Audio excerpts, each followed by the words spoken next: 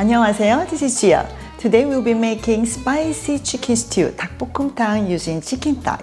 To begin, lightly season the chicken thighs with a sprinkle of salt and pepper.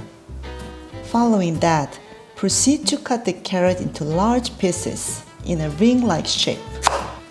Slice the potatoes the same way as the carrots. It's preferable to go for thicker rather than thinner because we want to slow cook these veggies alongside the chicken. Then mince the garlic.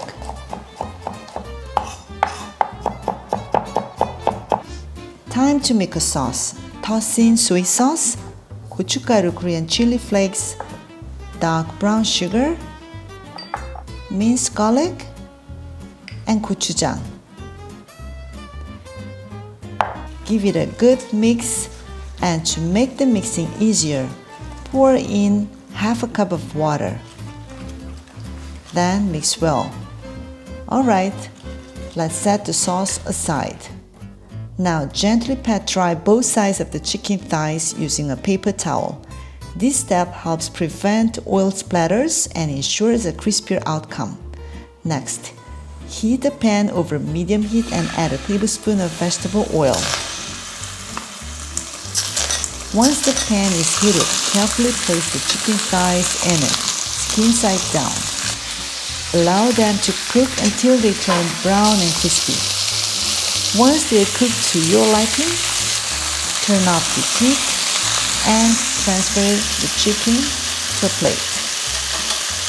The chicken already looks mouth-watering, but we're not stopping there. Let's amp up the chicken with some veggies and additional flavors and heat. I'm going to drain the oil from the chicken and come back. No need to wash the pan, just eliminate the excess oil. After that, heat the pan again and place the vegetables and chicken thighs in it.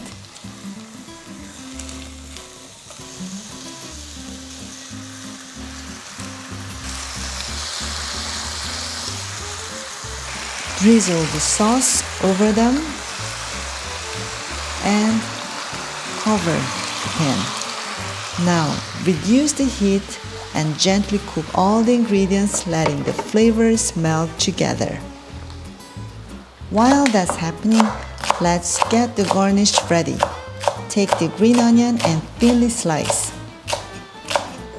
After the stew has been simmering on low heat for about 15 to 20 minutes, note that the ingredients might not be completely submerged in the sauce.